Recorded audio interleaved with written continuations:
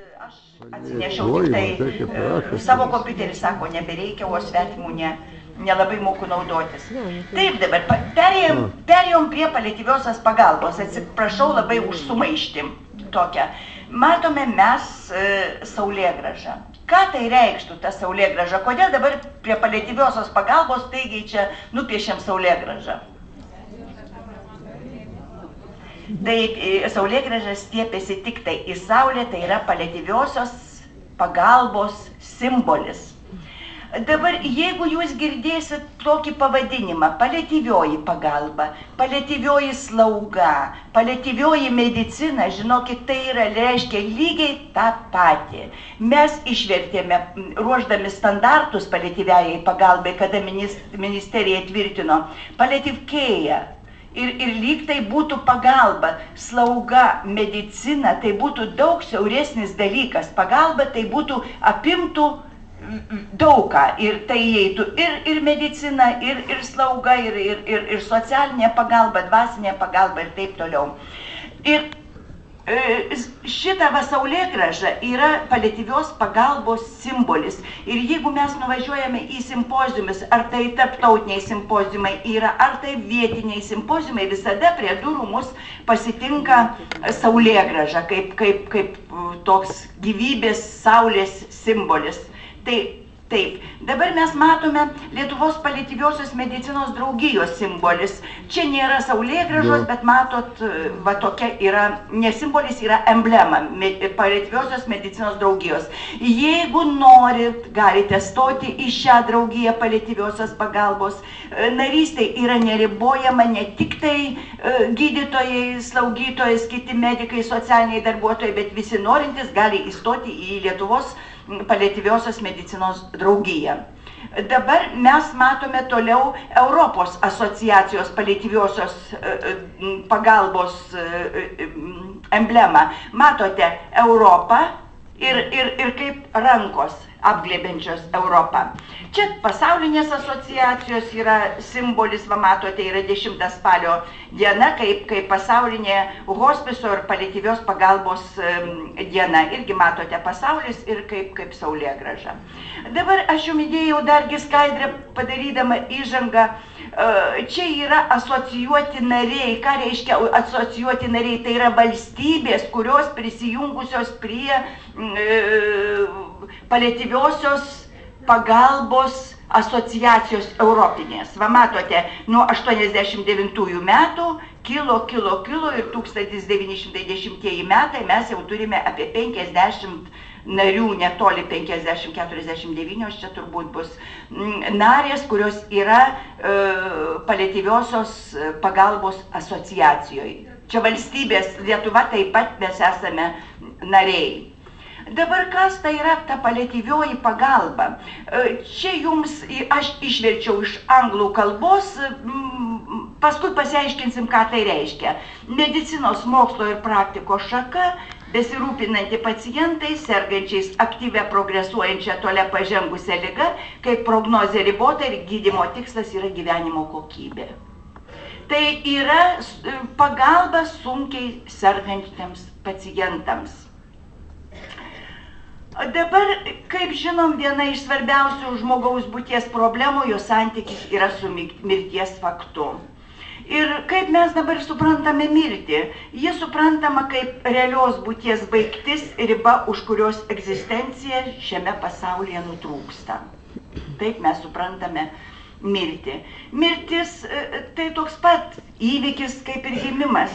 Ir pasiruošimas jai, mirimas tokia pat vertinga būties dalis kaip ir vaikystė. Ir iš tikrųjų nėra antraeilių, nėra nesvarbių mūsų gyvenimo etapų ir kiekvienas gyvenimo mūsų etapas yra svarbus ir turtingas savaip. Ir jeigu mes nusigręšime nuo mirštančiųjų, atimdami iš jų brangiausią turtą dvasinį bendravimą, tai mes turime būti pasirengę tam, kad su mumis lygiai taip pat pasielgs mūsų vaikai. Dabargi bendravimas su išeinančių ligonių, su išeinančių pacientų, tai yra didelis menas ir ne visi mes pasiruošę dabar įeiti į mirštančiojo palatą. Šitam reikalingas pasiruošimas ir ne tik tai teorinis, bet reikalingas ir dvasinis pasiruošimas. Nes mirtis toks dalykas mes visada išstumėm iš savo pasąmonės apie galimą mirtį. Mes įsivaizduojam, kad kažkas tai žuvo autoavarijoje, ar ne, ten kažkas tai įvyko infarktas, įvyko insultas, kažkas tai koją nusilaužė ir atsidūrė reanimacijai, bet mūsų pasąmonė išstumė šitą, kad tai gali būti atsitikti su mumim. Ir jeigu mes kasdieną galvotume apie mirtį, tai mūsų mintis būtų taip, kaip pasmerkto myriop žmogaus, kuriam teisėjas nutarė, kad bus įvykdyta mirties bausmė, taip ir lauktumėm kiekvieną dieną, ar ne. Taip, kad čia pasąmonė iš tikrųjų labai teisingai surikiavusi. Dabar naujasis pasaulinės sveikatos apsaugos organizacijos apibrėžimas, galbūt jis būtų aiškesnis. Paliatyvioji pagalba tai būdas, kuriuo gerinama pacientų ir jų šeimų susiduriančių su problemomis susijusi su gyvybei pavojų keliančiomis ligomis gyvenimo kokybė, stengiantis išvengti ir palengvinti kentėjimą tokiomis priemonėmis kaip ankstyvoji diagnostika, tikslus įvertinimas skausmo ir kitų problemų fizinių, psichologinių bei dvasinių gydymas. Dabar kuo čia skirtųsi šitą paliatyvioji pagalba nuo mūsų tradicinės medicinos, kaip mes įpratę? Kas čia būtų naujo?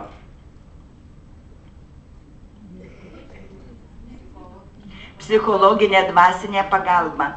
Ir kas dar naujo, tai yra pagalba šeimai. Jūs žinot, kad išeina žmogus, išeina iš gyvenimo vaikas. Skaitėm eilėraštį mergaitės. Ir tada tėvai pasilaidoja kartu save su tuom vaiku. Pasilaidoja kabutėse.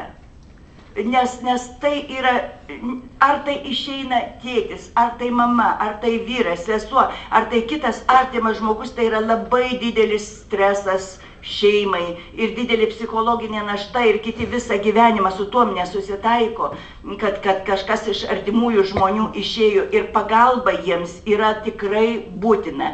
Ir paliatyvioji pagalba kaip tik tai aprėmė tą ir visų paliatyviosios pagalbos filosofija yra tokia, kad padėti šeimai tol, kol to reikės. Ir metus, ir 2, ir 3. Kaip dabar pas mus tradicinėje medicinoje yra? Imkim vaikų ligoninę, susirgo vaikutis, ar ne? Paguldė vaikutį į ligoninę, į reanimaciją, už durų tėtis, mama, 2 seneliai iš vienos pusės, 2 seneliai iš kitos, 6 žmonės eina iš proto. Bet medikam tas, jam svarbiausia yra, kad išvesti tą vaikutį iš tos sunkiosios būklės. O už durų šita problemos, už durų, už reanimacijos durų, jau lyg tai mediko ir neliečia. Paliatyvioji pagalba teikia ir tam išeinančiam žmogui, ir jo šeimai. Aš įdėjau jums tiesiog tokią sentenciją Tagorės. Aš neprašau apsaugoti mane nuo negandų, tik suteik man drąsos jas pasitikti. Aš neprašau apsaugoti mane nuo sielvarto, suteik jėgų jį ištverti. Aš neieškau sąjungininkų žiaurioje gyvenimo kovoje, kaupiu savasias jėgas. Neleisk man sunykti iš baimės ir nerimo, bejėgiškai laukiant išgelbėjimo. Suteik man vilties ir kantrybės ir aš ištrūksiu į laisvę. Laisvė turima omeny. Neleis gyventi kaip bailiui ir tikėti vien tavo milaširdystės, bet leis man pajusti, kai krisiu, jog prilaiko tavoji ranka. Čia turima omeny tikėjimas ir jūs labai tikrai žinot ir mes valgydami iš to duoną, kabutėse valgydami iš to duoną, susidurdami dažnai su mirtimi, mes matome, jog dažnai netikinti žmogus, kada jau jisai jaučia, jog iš tikrųjų pasveikti mažai yra vilties, prašosi kunigo, dvasininko, ar tai jeigu tai žydų tautybės, prašosi rabino, jeigu tai